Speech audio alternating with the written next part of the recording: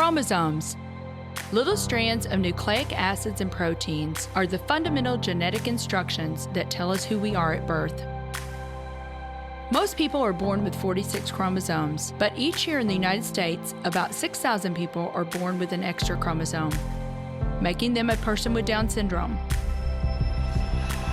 If you've ever encountered someone with Down syndrome, you know that they are some of the kindest, most joyful people you will ever meet. They truly have something extra. My name is Lisa Nichols, and I have spent the last 24 years as both the CEO of Technology Partners and as the mother to Allie. Allie has something extra in every sense of the word. I have been blessed to be by her side as she impacts everyone she meets. Through these two important roles as CEO and mother to Allie, I have witnessed countless life lessons that have fundamentally changed the way I look at the world. While you may not have an extra chromosome, every leader has something extra that defines who you are. Join me as I explore the something extra in leaders from all walks of life and discover how that difference in each of them has made a difference in their companies, their families, their communities, and in themselves.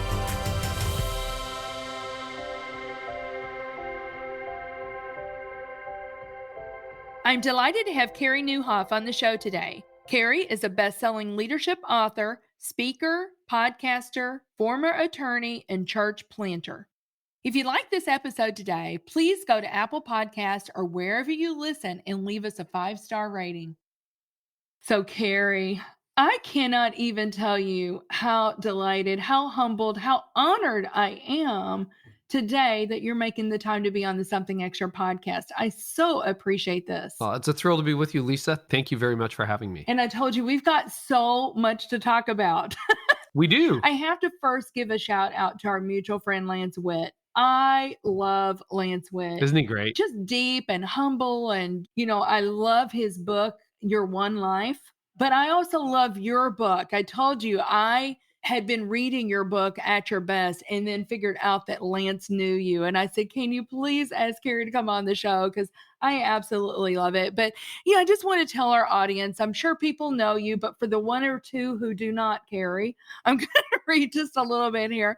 I mean, you've done so much. You're a best-selling leadership author, speaker, podcaster. You're a former attorney. And I think I even read somewhere where you started your own radio show or something when you were like 16. I did. I walked into a radio station at 16 and got hired and then created my own show. So that was a lot of fun. So what did you know about creating a show when you were 16 years old? I joined a local radio station in a small town of 12,000 people. So you can imagine how good it was. And this was in the 1980s. And they gave me the dead shift. And the format of the radio station had terrible ratings. And it was clear to me, even at 16, why that was because the music was awful.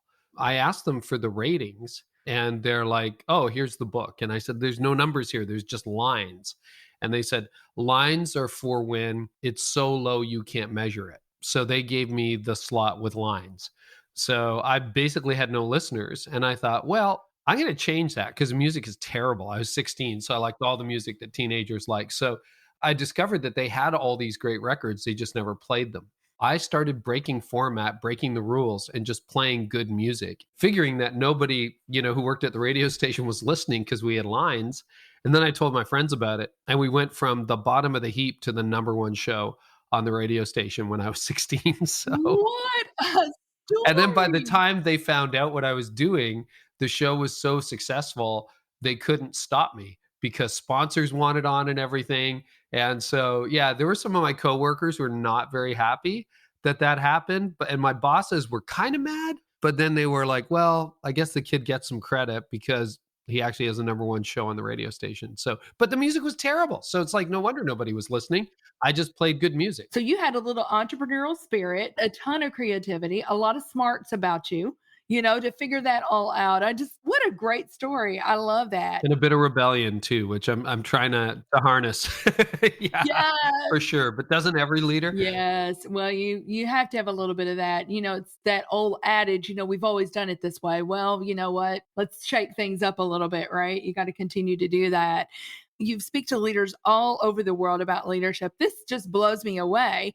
Your leadership podcast has 18 million downloads. It's amazing. You're doing a lot of things right, obviously.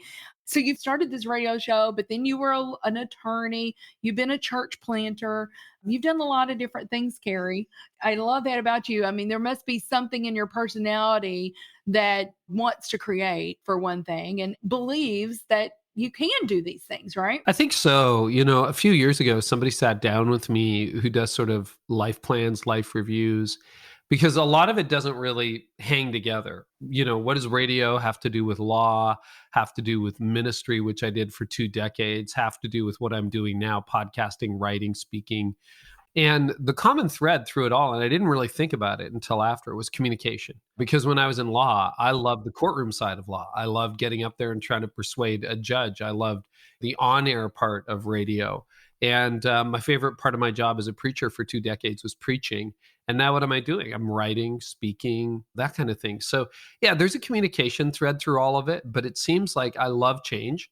And every 3 to 5 years, I throw a bomb into whatever I'm doing and blow it up and see if something new comes out of it, that keeps it fresh. So at this stage of my life, it was 40 years ago that I walked into that radio station. I'm in my mid 50s. That's crazy. That sounds like a whole other era, but this is so fresh and I'm enjoying it so much. And I think part of that for me is the consistency coupled with the change. In other words, I'm still doing communication. It just gets a new skin every once in a while, which I would think as a person of faith is also part of my calling too, right? A renewal of that. I love that you tied that all together. There's always probably a common thread.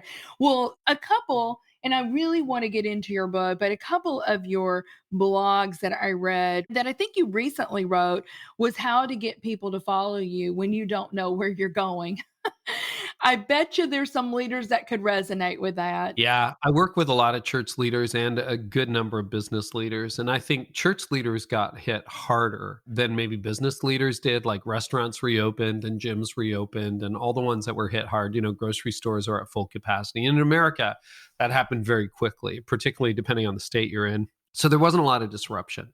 But in the church world, there's a lot of leaders who realize that even though their church is open again, people aren't coming back. And I have a theory on that. Crisis is a disruptor and an accelerator. So it disrupts everything, and then it also accelerates change. So, for example, in the world of work, a lot of knowledge workers now run hybrid companies. They have office workers in the office, and they have people who work from home, and people who come in once a month, once a week, or whatever. That was coming in 2030 anyway. By the time we got to 2030, work probably would have looked like this. It just got here in 2021, 2022. But what we saw, I think, is the acceleration of post-Christian America in the last 2 years. And America also, and Canada and other countries, got a lot angrier and more divided. So it left a lot of pastors struggling. And what I suggest in that post, if I remember it correctly, it was a few months ago I wrote it. But what I would say just off the top of my head is the best thing you can do when you don't know where you're going is to go back to your vision. Why did you start this in the first place? What are you really all about? And then once you figure that out, like it's the vision that really rallies people to the center. And probably your strategy is broken. Like we've done church the same way for decades. So maybe we should rethink that. Maybe hybrid church is okay, online and in person. Maybe you should look at distributed gatherings. You can reconfigure the method as long as you accelerate the mission. But the problem with a lot of us as leaders is we're more wedded to the method than we are to the mission.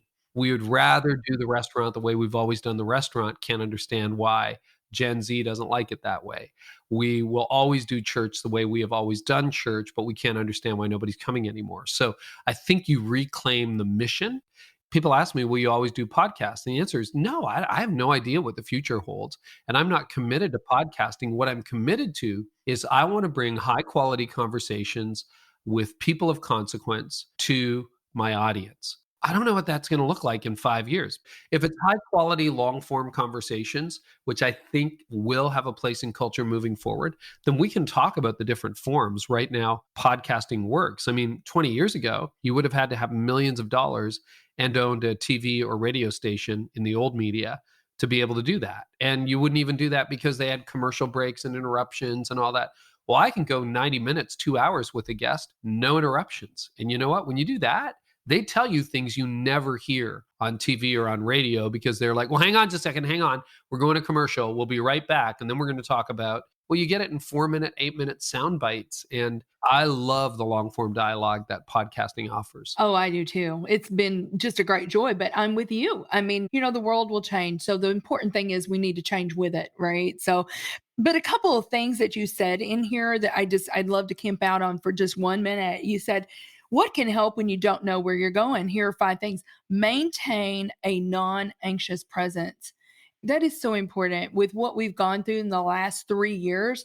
Our people are looking to us. And if we are anxious, then that's going to trickle down into our people. So, in fact, you say people are looking for leaders, for a lack of a better term, hinged. And I never heard that before. What do you mean by that? Well, most of us become unhinged. So I kind of made that up. Like we want to be hinged, not unhinged.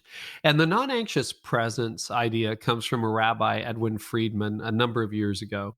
Another leader I follow, Steve Cuss, said anxiety spreads in a room. So what'll often happen is if you have an anxious person in the room, that anxiety is contagious, almost like a virus, right?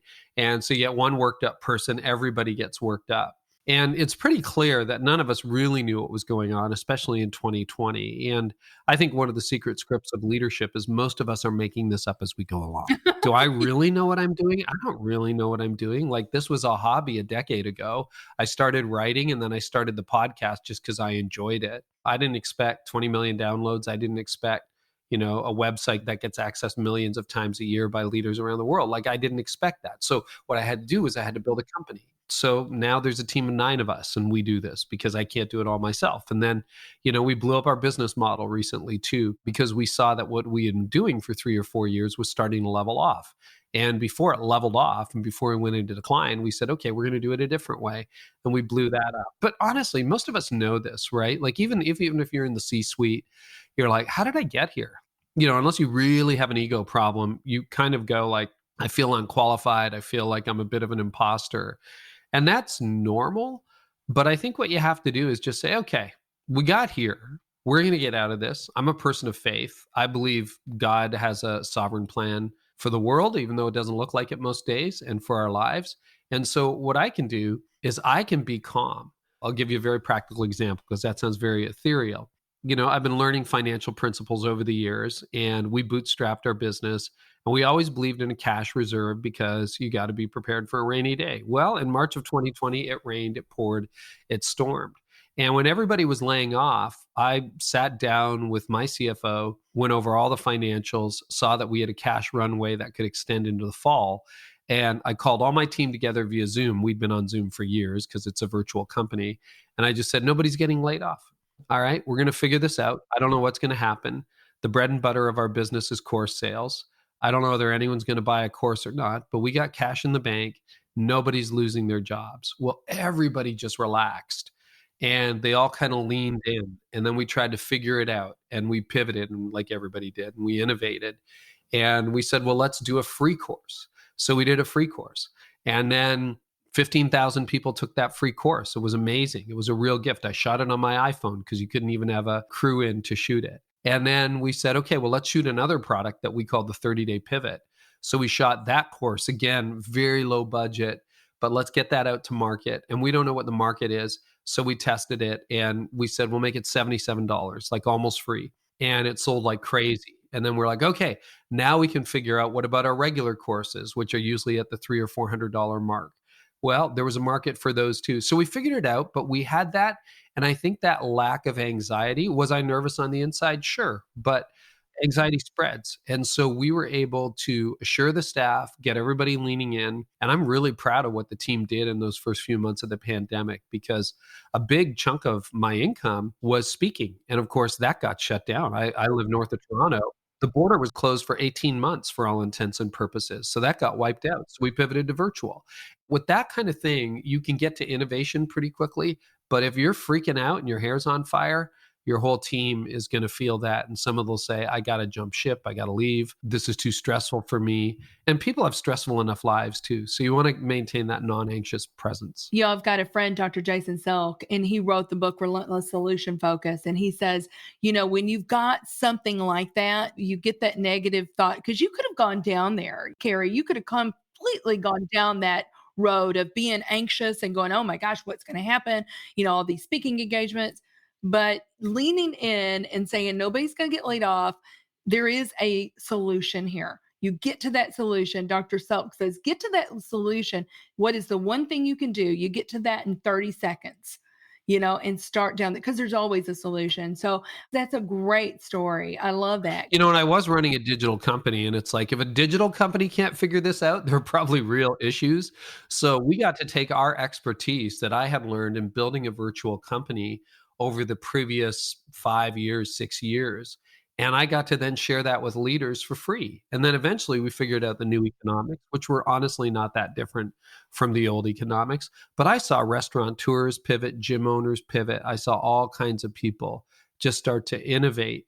And what saddened me, churches innovated for a while too. But then as soon as the building reopened, went back to business as usual and got diminishing returns. And so I think the key, and this is what we did, we went on a retreat because the bread and butter of what I do, most of what I give away is free, but the part that's paid pays for everything. So it was course sales. And we got to market early on online course sales, but we could start to see the growth curve level out a little bit. And so what we did is, instead of now giving away one course for $347, $400, whatever the price point was on that particular course, we're giving away all of our courses for $397. It's like, what? And when I first heard that, I'm like, that is the stupidest thing I've ever heard. And then we really leaned into it, and we did the economics, and we did a deep dive into our analytics, and we discovered that most people buy one course, not 7. And that if we can go to an annual membership and then add community and some live coaching and combine some other things we can do, we will make up for, in quantity, what we're going to lose in per capita sales. In other words, if we could get thousands of leaders into this, and we're well on our way, this is a very, very recent change for us. All we need to do is get a few thousand leaders into this, and we're ahead of where we were before. So we tried that, and away we go. You've got to keep innovating. You got to keep changing.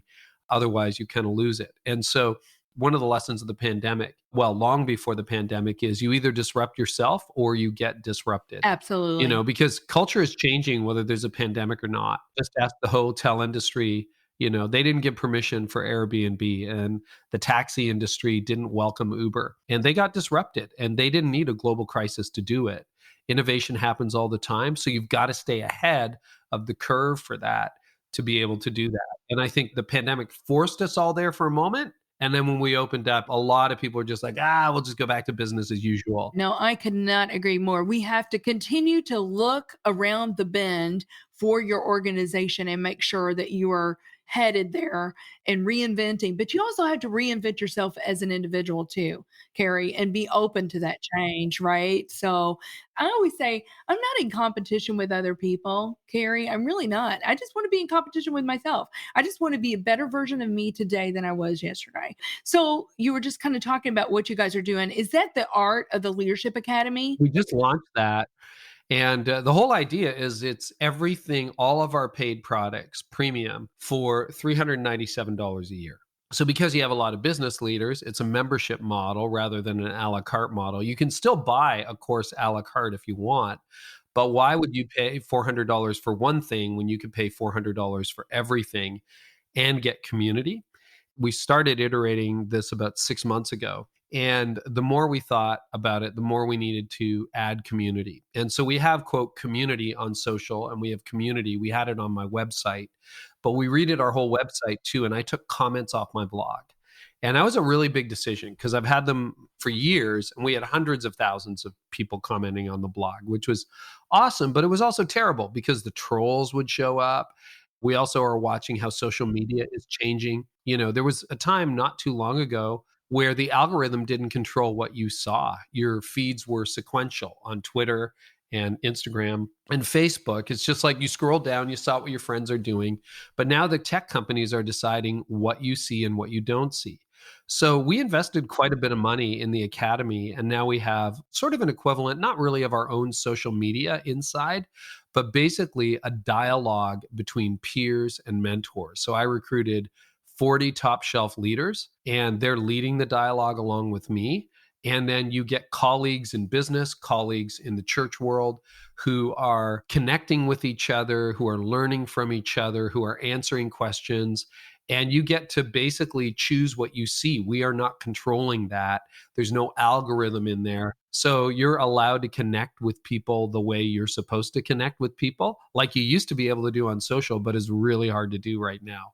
So we're very encouraged by the quality of the dialogue. And because it's a paid service, you don't get the trolls, you don't get the people who have nothing to do except scream in all caps on the comment section on your website or anything. So it's a higher elevated dialogue with qualified peers and trusted mentors. Plus, it's all the content, plus some live stuff we do inside the academy. So, yeah, that's all available at theartofleadershipacademy.com. Oh my goodness, your content is just really rich. It's really incredible, Carey. You said as a leader, you had the drive in the heart, but are you the leader that others need you to be? Are you and the people that you lead, are you truly thriving? And that is why, something like this is so important. And I would really encourage our listeners to go check it out. Well, we do need to take a quick break, and then we'll be right back with Carey Nieuwhof. Are you a rising IT leader? Could you benefit from a network of like-minded peers?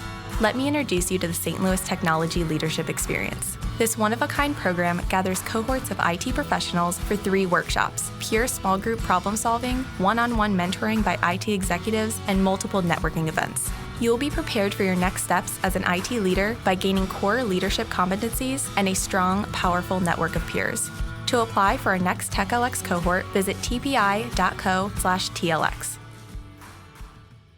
Welcome back, everyone, to the Something Extra podcast with Carey Nieuwhof. So, Carey, we still have so much to talk about, and we'll try to get a little bit. But I told you I had read this blog that just really touched me. I was like, man, I should have read this 30 years ago. And it's really the 5 temptations that a parent, a spouse, a business leader can really fall into. And the first one that you said is sometimes you're tempted to lead better at work than you are at home. I am. I'll tell you that. Things have changed for me a little bit. My life is kind of on a hinge point. When I was around 40 years old, I had a period of burnout, and it almost took me out. It didn't. I'm very grateful. I haven't burned out since, but that was a hinge point in my life. And the pain was so deep, it really made me look deep. But, in my 30s, I had left law. I was leading a church. It became the fastest growing church in the country, one of the largest in our denomination. And that's intoxicating. My marriage at the time was not in the best shape. And I had 2 boys, right? So they were maybe 10 and 6 at the time. I would be at work and you're kind of the hero and you get a lot of respect and people do what you want and you get results. And then you go home and it's like, don't have the same respect. It's like, go do the dishes or, help out with dinner or grab him or change a diaper or whatever it happens to be. And it's just easier to stay at work. And I found myself falling into that trap and not knowing how to deal with the problems in our marriage at the time. I would just bury myself in more work. And the laptop is, an invention that just makes that so easy. Because even if though I had an office at the office, I would come home and just pop up with my laptop and disappear from my family. And you know what? That's wrong. My wife and I have since gotten into a much better place in our marriage. The relationship with the kids has been repaired and restored. But yeah, I have to remember, and that's very intoxicating, even for me at this stage. My kids are grown, they're independent. But, on a day off, you can feel totally useless, like fall into productivity shame. Yes. You don't realize that you actually have value, that from my faith perspective, God loves you for who you are, not what you do, not what you accomplish, and that life has meaning beyond what you produce. And I'm a producer. That's what I do. That's what I've done with my whole life, right? So yeah, it's a challenge. And I just have to remember home is actually more important than work. The way I think about it now is if you're winning at work, but you're losing at home, you're losing, period. Such good words of advice. I mean, you've got some great content there about that. And tempted, you already said letting your marriage slide. And the thing you say is one of the best gifts you can give your children is a great marriage, because they need that security and they need to see you loving one another more even than possibly you even love them. If you make your marriage better now and you start repairing things and maybe you ask for forgiveness from your kids or whatever that is, they will remember it. Some of us have older parents, and I want you to imagine the scenario where your 80-year-old father says, you know what, I've been a jerk a lot of my life, and I haven't treated your mother well, and I haven't treated you well, and I want to ask your forgiveness, and I want to let you know I'm changing. Like, that would melt just about every heart of every child alive today, even if that child is in their 40s, 50s, 60s, right? Like, we want that from our parents, so it is not too late. Even if your kids are almost grown or in college or you have grandkids, it's not too late. Fix it. There's hope. You know, it reminds me, Carey, of that great C.S. Lewis quote that says you can't always change where you start, but you can change the ending. And I think even modeling what you just said to your children, because listen, they may be there too. They may get to that point too where they've messed up and they need to know that there is restoration that can happen. And being a model of that, I think, is really important. No, I completely agree with that. And, you know, you are kind of the anchor or the unstable place in a family's life. And your challenges, but also your successes ripple into the next generations. So pay attention to that. That's a good word there. Well, I'm so excited. I want to get into At Your Best. We're just going to hit the tip of the iceberg here, but I think this is going to resonate with everybody, Carey, how to get time, energy, and priorities working in your favor. I think that's going to resonate with every listener. You know, I love your dedication page. And I had to just read this. It's to my grandparents, Garrett and Greta Knapp, who had all the time in the world for me. They're really special people. They immigrated from Holland. Nieuwhof is Dutch. They never amounted to much in the world's eyes. My grandmother cleaned houses and maybe stopped that around 50. And my grandfather, he worked in a greenhouse. He was treated very poorly as a man in his 40s and 50s trying to make a way in a new country, but then eventually got a job as a janitor. And that's where I learned from him. Dignity and pride can come in any position. If you're cleaning toilets, if your hands are greasy and you're delivering, he was in the tool and mold industry, molds, that there's dignity in that. And what I loved about going to their house, and I would spend a lot of time at their house, is that time just had a different sense. There was no rush. There was no hurry. They always had time for me. There was always ice cream in the freezer. And I realized that I'm kind of wired differently than that. And I'm go, go, go, go, go. And God is beating a lot of that out of me as I get older. And they were really, really special people. And I imagine most of us had somebody in our life like that. Maybe it was a teacher who pulled you aside after class, or a coach who took a special interest in you, or a neighbor who said, come on over, I just made some cookies, or whatever that was. Like, we got somebody like that. And I'm like, wow, you guys are my hero, because it's a rat race. And as Ken Blanchard says, even if you win, you're still a rat. Like, who wants that? Well, I'm going to preface this. So, you know, there was a Gallup study where they took 7,500 full-time American employees. 70% of these people in their 20s and 30s were experiencing some sort of burnout. And you've already alluded to, you went down that road. But the good news is you got to the other side. And when you got to the other side, I think you were polling different leaders that had been successful, and you found out a few things. You said you studied top performers. They were highly focused on managing not just their time, because time is really important, but you got to manage your energy, because let's face it, we all have limited energy as well. Yeah, well, you have 24 equal hours in a day, Lisa, and we all know that. But I think we also intuitively know that those hours don't feel equal. So for me, I happen to be a morning person. I'll get up anywhere between 4:30 and 6 most days. I don't set an alarm anymore. Just let my body do the work, because sleep is important. There's a world of difference to me between writing at 7 a.m. and writing at 7 p.m. At 7 a.m., I'm in a state of flow. The words are coming easily. I'm in a good mood. I'm ready to go. I'm charged. At 7 p.m., not much good happens in my life anymore. Like I'm good for watching an episode of Yellowstone or hanging out in the hot tub or going for a walk, but that's about it. That's all I got left in me. And I encourage leaders to divide the day into 3 zones: green, yellow, red. Really simple framework. Green, when you're at your best, hence the title of the book, At Your Best, right? And for most leaders, and I did quite a bit of research into this, believe it or not, we only have 3 to 5 of those hours a day. I want to think, because I'm so driven, I'm a robot. I have 17 of those hours in a day. The other 7 I'm sleeping. No, that's not true at all. You don't have 17 prime hours in a day. You have 3, and on a good day, maybe you have 5. So my peak hours are generally between 7 and 11 a.m. And then on a good day, between 1 and 2. I can sort of recapture some of that energy after lunch and maybe a nap midday. Then boom, I'm back at it. But most days it's 3. And you're like, wow. And then your red zone is the opposite. We all have a couple hours, usually in the afternoon for a lot of people. Some say it's after lunch. For me, it's between 4 and 6, where you have 3 brain cells left. You're exhausted and you either need to go work out or take a nap. You got to move your body or take a nap, or Red Bull if you're stuck in meetings, one of those. And that's your red zone, where you're exhausted. You try to answer emails. You can't even compose a sentence. And then everything else is yellow, which is actually relatively productive time.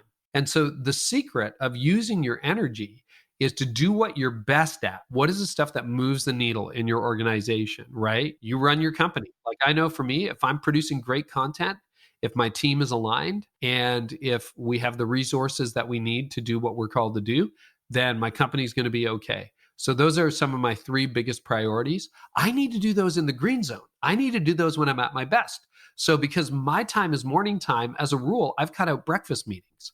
Because I'd go to a breakfast meeting, you meet at the restaurant at 7 a.m. You're supposed to be done at 8, but it goes to 8:30. You know how that goes. And then you're saying, oh, I should grab some coffee. So you go to a drive-through. Then you get into the office, chit chat, sit down at your desk. It's 10 a.m. You're like, oh, I got 5 texts and 17 emails. Da, da, da, da. Then it's lunch. What did you get done? Nothing. And then you bring the big project home. In my case, the article home, the book home, whatever you're doing. And you're like, sorry, family, I'm out tonight. I got to get this stuff done. And you're doing it when you're exhausted. So the idea is align your best, most important tasks when you're at your best. And that's when you'll see exponential returns in your productivity. I love that. So it's a very intentional, methodology that you go about.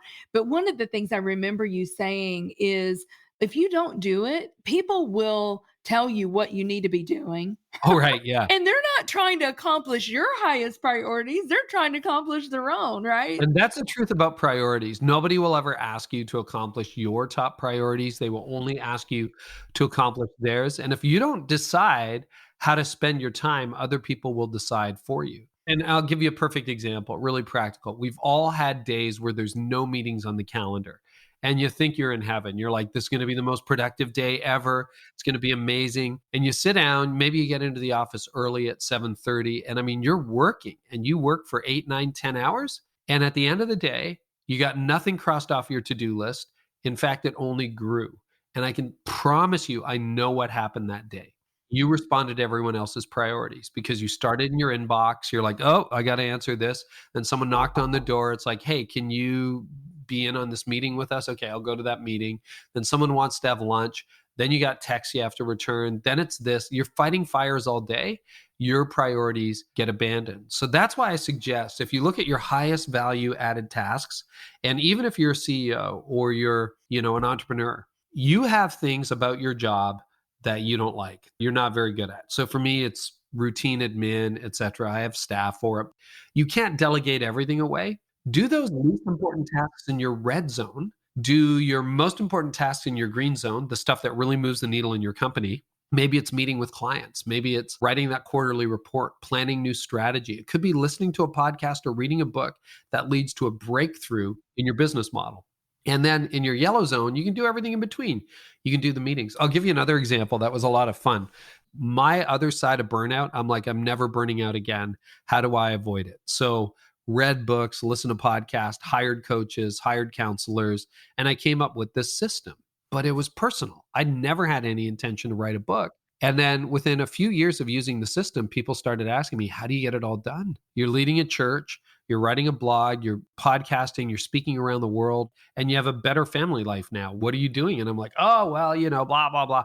And then finally I'm like, wow, I'm getting asked this question all the time. So I started writing it down, and then I started teaching it. And I realized, oh, this works for other people. So, I took a few years to systematize it and figure it out and make it accessible and the whole deal. One of the early consults I did was for a large organization in Atlanta, and they had about 80 staff. They took the teaching and they applied it. And I get an email about a month later, and they're like, okay, wow, you wouldn't believe what we discovered. Even though it's a great organization, everybody hated a leadership team meeting. And they're like, these are good people. We're doing good work. Everyone hates a leadership team meeting. What they did is they compared everyone's green, yellow, and red zones and discovered that they were having the leadership team meeting during most people's red or yellow zones.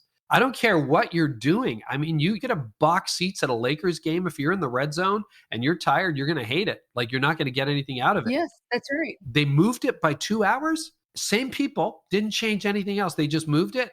And everybody started loving leadership team meetings. Radical difference. Wow. That's such a great story.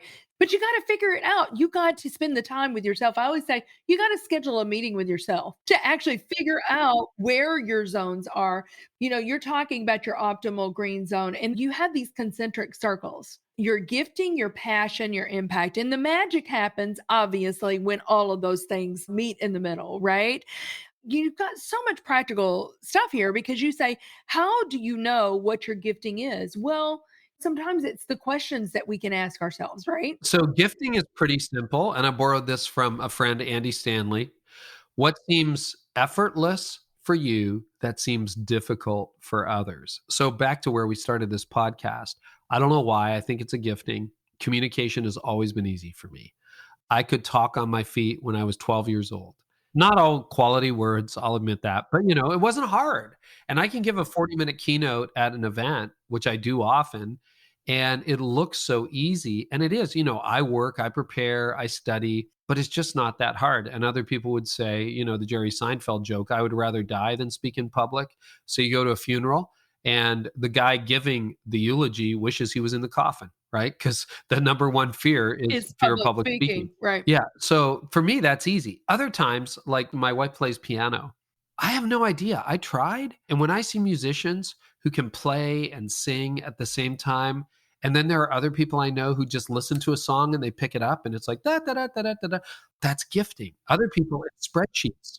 We have spreadsheet ninjas on our staff. It's incredible. Yeah. For other people, it's project management. I can envision a project. Don't give it to me to manage, because we're going to miss deadlines. The caterer isn't going to show up, or we're going to have food for 200 and we needed food for 20. Other people ace that.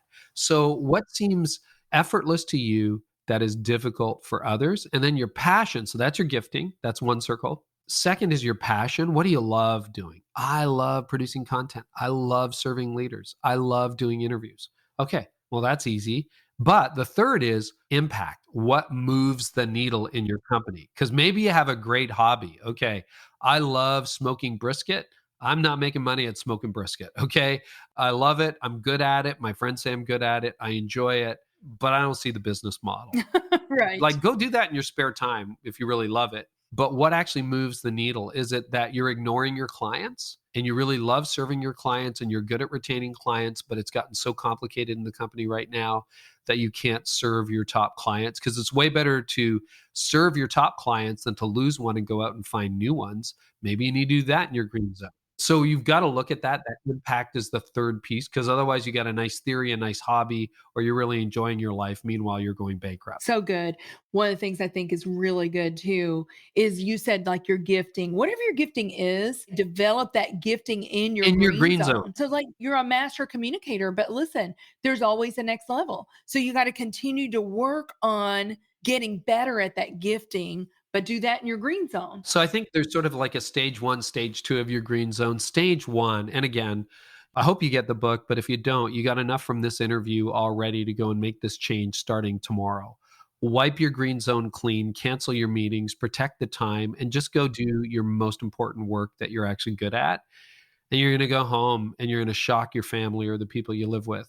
And you're going to say, no, I'm finished for the day. And that'll blow you away. But once you get good at it, then what you can do, because if you have 3 or 4 hours a day of this, Read a book on communication, read a book on strategy, read a book outside your industry, listen to a podcast, connect with another leader, go and develop yourself. Because as Malcolm Gladwell popularized in the book Outliers, the difference between a good person and a world-class person is 10,000 hours. That's what makes the difference between an NHL player, as he talked about in the book, and somebody who's just a good hockey player, 10,000 hours of practice. And as long as you got the gifting, it's actually the practice, the reps that are going to move you into world-class territory, or at least best in your field, best in your industry, best in your community. So there's a way to nurture clients that is better. And you will learn when you take the course or master the skills. And that's why, one of the reasons we started the Academy is we know a lot of leaders don't have the time. They don't take the time. They have the time. That's another lie we address in the book. I address. Yeah, that's a lie, isn't it? Yeah. You have the time. You just didn't take it, man. I got the time to write a book. I've got the time to run a marathon. I just didn't take it because we all get 24 hours in the day. But, in the Academy, we've got courses where we train leaders in these things. I graduated law school. Nobody taught me how to run a law firm. I graduated from seminary. No one taught me how to run a church. So we try to help people with that and develop those skills inside the Academy that will take you to the next level of your leadership. And again, most people say, well, I don't have time for that. It's like, well, now you do. That's fantastic. But Carey, I have to ask you, this is called Something Extra. What do you believe is the something extra that every leader needs? You need to find a sustainable pace. A lot of leaders are running at an unsustainable pace and they're heading for burnout, or they're in low grade burnout right now. We keep looking for time off to heal us, but time off won't heal us because the problem is how we spend our time on. It's not the 2 weeks at the beach with palm trees and fruity drink or whatever. That is the problem. We know how to do that. But you get back on Monday, you get hit by a truck at 11 a.m. You're so busy, you're so tired. It is your day-to-day rhythm that needs to change. And the cure to an unsustainable pace is not more time off. It's how you spend your time on. So I think the something extra you need is a rhythm that is sustainable in your everyday life. That's so good. Well, Carey, we've talked about a lot of things. I'm so excited about the Art of the Leadership Academy. Tell people how they can find you, how they can find your podcast, and then we will let people get about their day here. So sure, you bet. So I have an impossible to spell name, but if you Google Carey Nieuwhof, you can look at the podcast. You'll find my website, careynieuwhof.com. And then if you're interested in our premium resources, we try to make it a very accessible price point for solopreneurs, entrepreneurs, and church leaders. Just $397 a year for membership in the Art of Leadership Academy. You can get that at theartofleadershipacademy.com. Such a small investment, really, Carey, in yourself. Yeah. Well, Carey, this has been so much fun. I wish we could talk for hours, but I know we both have other things to do. So thank you so much for making the time to be on the show. It's just been a delight. It's been a joy. Thank you for having me. Thank you for listening to today's show. Something Extra with Lisa Nichols is a Technology Partners production. Copyright Technology Partners, Inc. 2019. For show notes or to reach Lisa, visit tpi.co/podcast. Don't forget to leave a review on Apple Podcasts, Google Play, or wherever you listen.